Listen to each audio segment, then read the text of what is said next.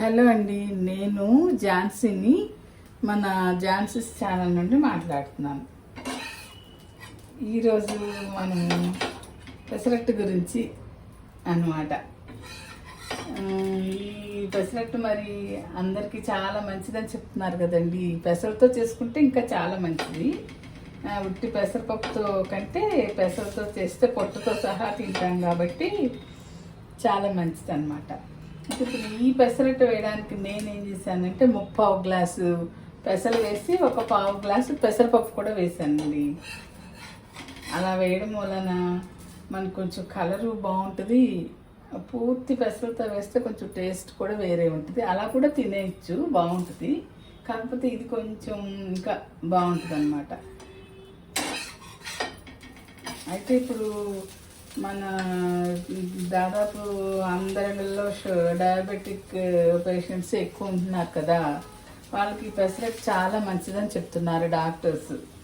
ఇడ్లీ దోశ కంటే ఈ పెసరట్టు తింటే ఎక్కువ షుగర్ లెవెల్స్ పెద్దగా పెరగవు, కంట్రోల్లో ఉంటాయని చెప్తున్నారు కదండి. అందుకని మనం పెసరట్టు కొంచెం ఎక్కువగా వాడడం మంచిదే. అయితే ఈ పెసరట్టు వేసుకున్నప్పుడు అంటే ప్లెయిన్గా వేసుకుని అల్లం పచ్చడితో తిన్నా బాగానే ఉంటుంది. లేదు అంటే కొంచెం మనం ఉల్లిపాయ పచ్చిమిరపకాయలు జీలకర్ర సన్నగా కట్ చేసి పెట్టేసుకుని అవి పైన వేసేసుకుంటే దోశ రుచిగా వస్తుంది అన్నమాట. నేను వేసాను కదా, మీకు కనబడుతుంది అనుకుంటా. ఎందుకంటే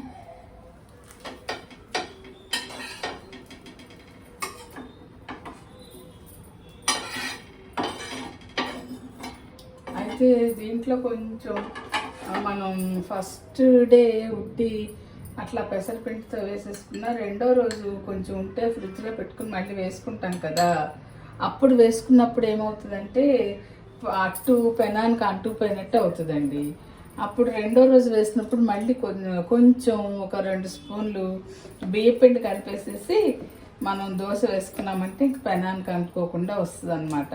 రెండో రోజు వేసుకున్నప్పుడు కంపల్సరీ కొంచెం పిండి కలపాలి. ముందు రోజు కలిపినా కలపకపోయినా బియ్యం పిండి రెండో రోజు కలిపితే అచ్చు నీట్గా వస్తుంది. లేకపోతే కొంచెం మెత్తగా ఉండి ఆ పెనానికి అంటుకుపోతుంది అన్నమాట, తీయడం కష్టం అవుతుంది. ఇది ఒక చిట్కా అండి. పెసరపిండిని రెండో రోజు వేసుకునేటప్పుడు కంపల్సరీ 2 స్పూన్లు బియ్యం పిండి కలపాలి. ఫస్ట్ డే కూడా కలుపుకోవచ్చు, కానీ కలపకపోయినా వస్తుంది అట్టు. రెండో రోజు మాత్రం కొంచెం అంటుకుపోయినట్టు అవుతుంది పెనానికి.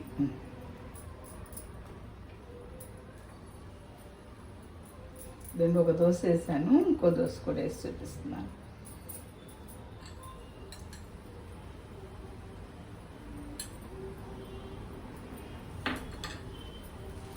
అంటే ఉట్టి పెసరతో వేసుకోవచ్చు, లేదు పొట్టు తీసేసిన పెసరపప్పుతో వేసుకోవచ్చు. ఇలా 2 కలిపి కూడా వేసుకోవచ్చు అనమాట. నేనైతే మాత్రం ఇట్లా మన మంచినీళ్ళు తాగే గ్లాస్, ఇది 1/4 గ్లాసు అంటాం కదా, ఇట్లాంటి గ్లాసు 3/4 గ్లాసు పెసలేసి 1/4 పెసరపప్పు వేసాను.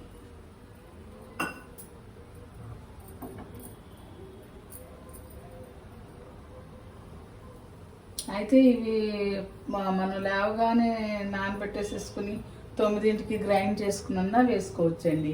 పెసరపప్పు అయితే ప్రొద్దుటిపూటే వేసేసుకోవచ్చు అదే పెసలు అయితే కొంచెం రాత్రిపూట నానబెట్టుకుని ప్రొద్దుటి గ్రైండ్ చేసుకుంటే బాగుంటుంది. కానీ ప్రొద్దుటే నానబెట్టుకున్నా కూడా అయిపోతుంది, కానీ ఒక 2 గంటలు ఎలా అయినా కొంచెం నానాలండి పొద్దుటే అయితే పెసలు. అదే రాత్రి నానబెట్టేసేసుకుంటే మనం చక్కగా ప్రొద్దుటే గ్రైండ్ చేసేసుకోవచ్చు అనమాట.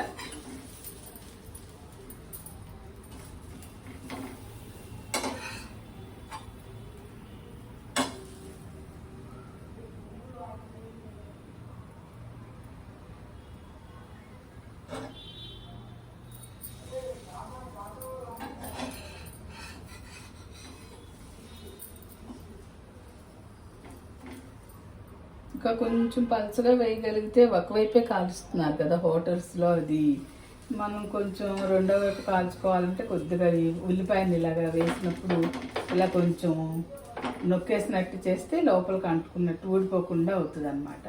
అప్పుడు మనం రెండో వైపు కూడా తిప్పి కాల్చుకోవచ్చు.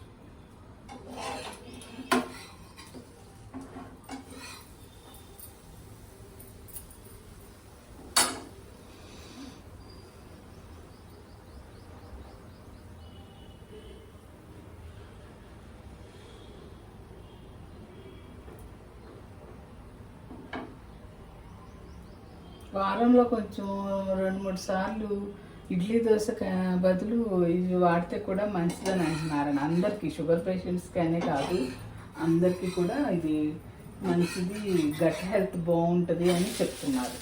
మనం చూసారా దోశ, కొంచెం నూనె,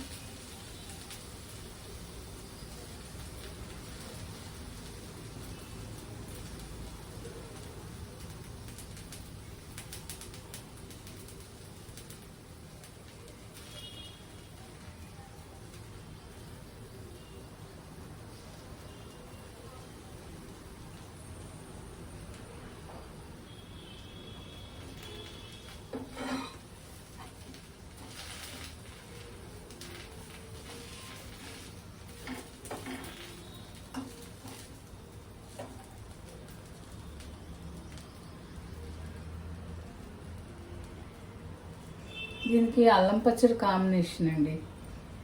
అల్లం పచ్చడి నంచుకుంటే బాగుంటుంది. లేదంటే మామూలుగా మనం కొబ్బరి పల్లీలు వేసి చేసిన పచ్చడి అయినా ఏదైనా బాగానే ఉంటుంది. అయితే ఈ పెసరట్టుతో మనం కాస్త టైం ఉంది అనుకుంటే బొంబాయి రవ్వ ఉప్మా చేసుకుని రెండు కలిపిన చిన్న బాగుంటాయి. బొంబాయి రవ్వ ఉప్మా దీని కాంబినేషన్ కదా, పెసరట్టు ఉప్మా అంటారు, అదనమాట. కాస్త ఒక చిన్న గ్లాస్ చేసేసుకుని ఉప్మా పక్కన పెట్టుకుంటే దోశలన్నా మధ్యలో వేసేసుకోవచ్చు. అప్పుడు ఉల్లిపాయ పచ్చిమిరపకాయలు వేగిపోయినా పర్వాలేదండి. దోశ మీద ఉప్మా మధ్యలో పెట్టేసుకుని తినేయచ్చు. అయితే ఆ ఉప్మా బొంబాయి రవ్వతో చేసుకోవాలి.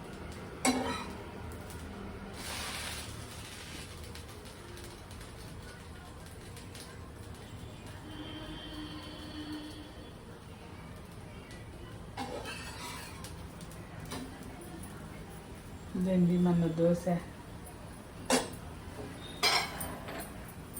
పెసర దోశ. కనబడుతుందో లేదో.